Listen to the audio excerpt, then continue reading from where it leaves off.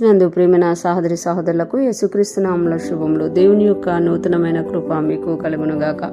ఈరోజు దేవుడు మనకిచ్చిన మాట రోమీలకు రాసిన పత్రిక 5వ అధ్యాయం 18వ వచనము. రోమీలకు రాసిన పత్రిక 5వ అధ్యాయం 18వ వచనం. కాబట్టి తీర్పు ఒక్క అపరాధ మూలమున వచ్చినదే మనుషులకు అందరికీ శిక్షా విధి కలుగుటకు ఎలాగూ కారణమాయనో, అలాగే ఒక్క పుణ్యకార్యము వలన కృపాదానము మనుషులకు అందరికీ జీవప్రదమైన నీతి విధింపబట్టుకు కారణమైన. ఈ మాటలు పౌలు గారు రోమా సంఘానికి తెలియజేస్తున్నారు. ఇక్కడ ఆయన ఒక్క తీర్పు అని అంటున్నారు. కాబట్టి తీర్పు ఒక్క అపరాధము మూలమున వచ్చిందే, అంటే తీర్పు అనేది ఆదామావ దగ్గర ఎప్పుడైతే ఒక్క అపరాధం మూలమున వచ్చిందో, ఏదైతే తినకూడదు అని దేవుడు పెట్టారో అది తినడం వల్ల వాళ్ళు అపరాధం అయిపోయి తీర్పు విధింపబడి వాళ్ళు ఏదైనా వనంలో నుండి బయటకు వచ్చేసారో, మనుషులకు అందరికీ కూడా ఆ తీర్పు వలనే శిక్షా విధి కలుగుటకు కారణమైపోయింది అన్నమాట. అలాగే ఒక్క పుణ్య కార్యం వలన, అంటే యేసు ప్రభువారు పుట్టి మన కొరకే సిలువలో మరణించి మరలా పునరుత్థానుడై తిరిగి లేచినందున ఆయన యొక్క ఆ ఒక్క పుణ్యకార్యం వలన కృపాదానం అంట మనస్సులందరికీ జీవప్రదమైన నీతి విధింపబట్టుకు కారణమైందట. చాలామంది ఈ యొక్క విషయాన్ని అర్థం చేసుకోరు, అంగీకరించమట.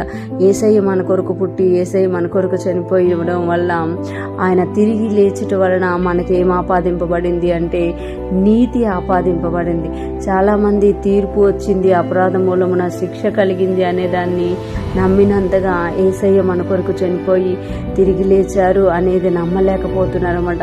ఆయన ఎప్పుడైతే మన కొరకు చనిపోయి మన పాపములన్నీ ఆయన మీద వేసుకొని వెళ్ళిపోయారో, అప్పుడే మనం అందరం కూడా ఆ తీర్పు నుండి, ఆ అపరాధముల నుండి ఏమైపోయాము అని అంటే విడుదల పొందుకున్నాము. యేసును సొంత రక్షకుడిగా అంగీకరించిన ప్రతి ఒక్కరూ కూడా దేవుడు నీతిమంతులుగా చూస్తున్నారు. ఆ నీతిమంతులుగా మనం చూడబడ్డానికి కారణము మన పాపాలన్నీ కూడా యేసయ్య సిలువలో మోసుకొని వెల చెల్లించడమే అనమాట. అలాగా మనం ఎప్పుడైతే ఆ యొక్క మాటని నమ్ముతామో, యేసయ్య చేసిన కార్యం వలన మనకందరికీ కృపాదానం వలన మనము నీతిమంతులమయ్యామని నమ్ముతాము, ఆ నీతిలో ఎదగడానికి ఇష్టపడతానమాట. ఈరోజు మనం నీతిమంతులుగా పిలువబడుతున్నాము అంటే అది మనం చేసిన పుణ్యకార్యముల వలన కాదు, కానీ యేసయ్య చేసిన పుణ్యకార్యం వలన కృపాదానముగా మనకు నీతి ఇవ్వబడింది. ఈరోజు ఫ్రెష్మన్ వింటున్న ప్రతి ఒక్కరూ జ్ఞాపకం చేసుకోవాలి.